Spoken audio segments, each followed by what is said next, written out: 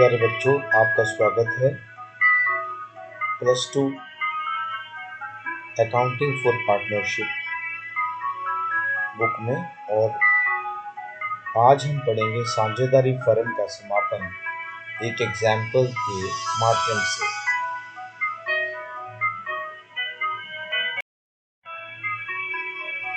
एक एग्जाम्पल हम डिस्कस करेंगे। राम, श्याम और मोहन एक फर्म में साझेदार हैं।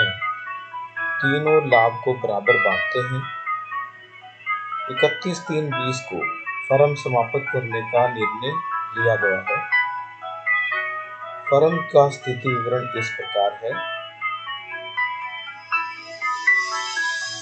क्रेडिटर्स 7,000 है, रिजर्व 3,000 है,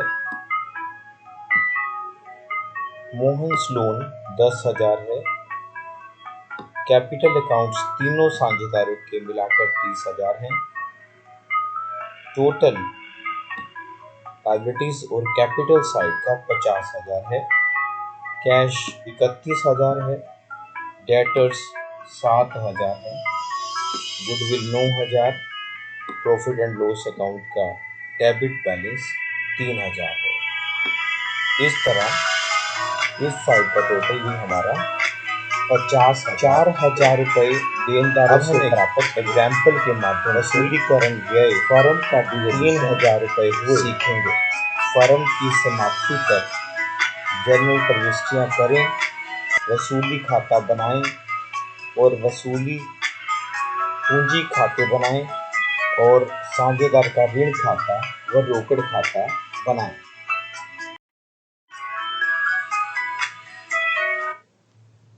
प्यारे बच्चों, जब फर्म का समापन होता है तो व्यवसाय बंद हो जाता है और फर्म की पुस्तकें भी बंद कर दी जाती हैं।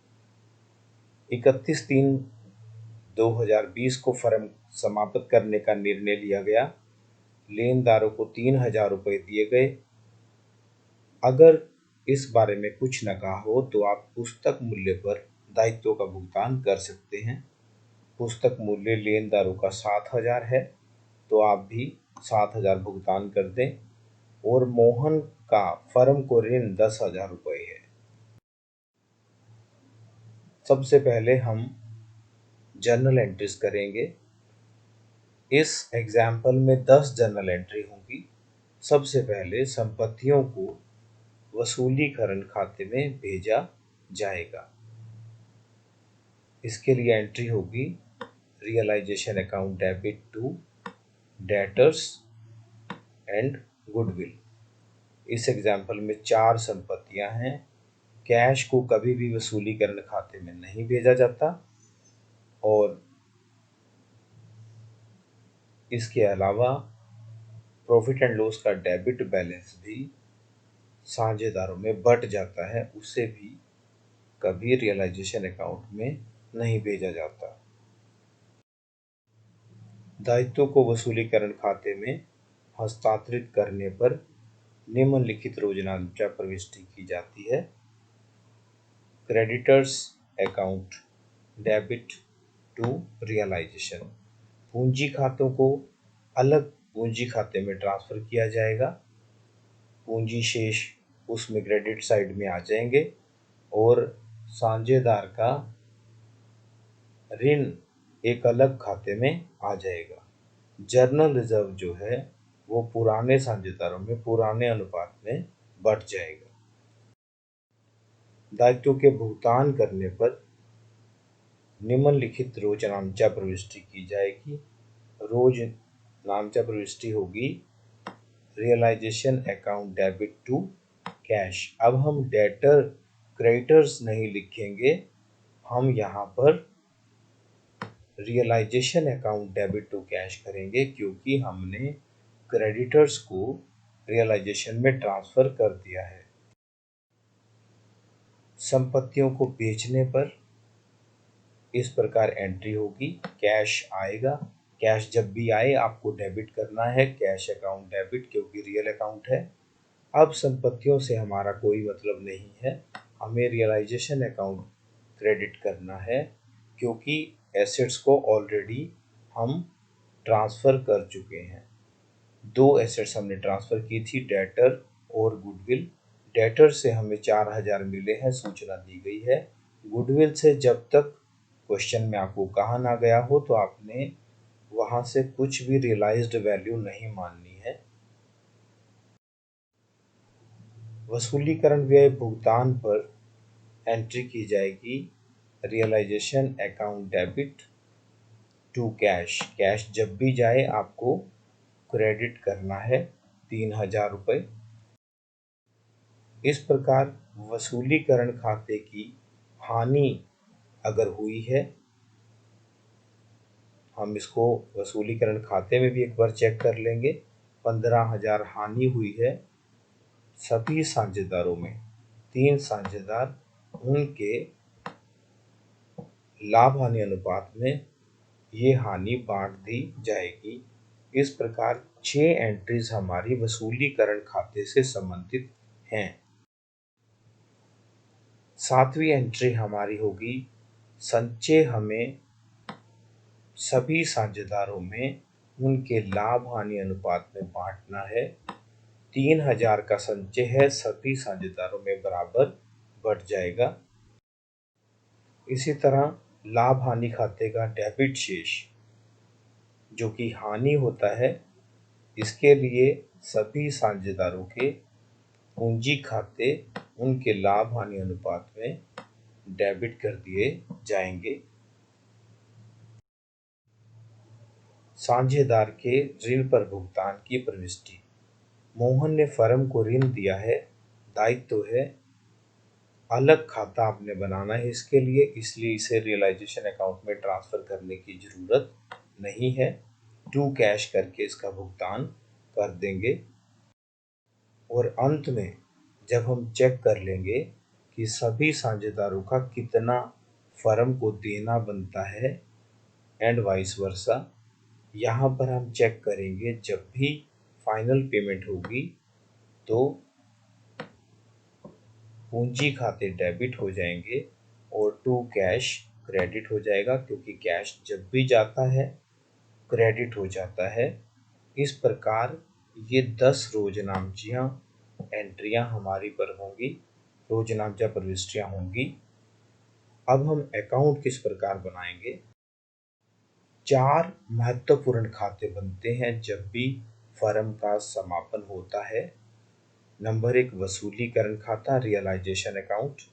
नंबर 2 साझेदारों के पूंजी खाते capital account of partners. Number 3 साझेदार का ऋण खाता यदि कोई है तो। और नंबर 4 रोकड़ खाता या नकदी खाता या कैश अकाउंट। वसूलीकरण खाते में सबसे पहले हमने 2 एसेट्स को ट्रांसफ़र किया था। एंट्री थी realisation account debit to debtors to goodwill. आप पोस्टिंग का रूल जानते हैं खतौनी का, account has been credited by us should be credited, but and account has been debited by us in the journal entry should be debited. Realisation account debit हुआ था इस entry में, इसलिए इसे डेबिट साइड में ही आपको दिखाना है, परंतु रेफरेंस या आपको विवरण दूसरे खातों का देना है, जिस कारण से वसूलीकरण खाता डेबिट हुआ, डेटर से और गुडविल से। फिर हमने दायित्वों को हस्तांतरित किया रियलाइजेशन अकाउंट जिसमें क्रेडिट हुआ, तो आपको क्रेडिट साइड में ही दिखाना है, विवरण आपको जिस खाते के कारण ट्रांसफर हो रहा है उसका देना है। अब आप डेटर से 4000 रुपये जो आया उसको दिखा देंगे। एंट्री होगी cash account debit to realisation.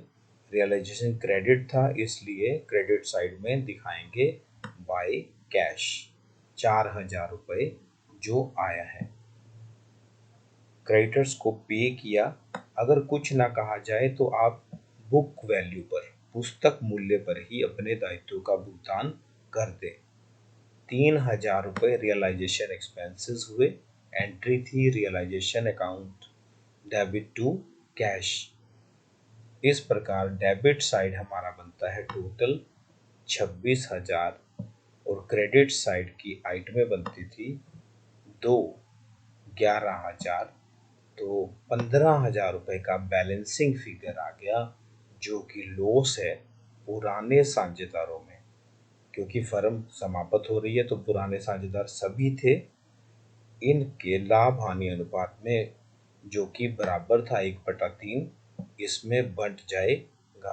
15,000 की हानि रियलाइजेशन की तीनों साझेदारों में बराबर बढ़ जाएगी। साझेदारों के पूंजी खाते। सबसे पहले बैलेंस शीट से हम इनके ओपनिंग बैलेंस ट्रांसफर कर लेंगे।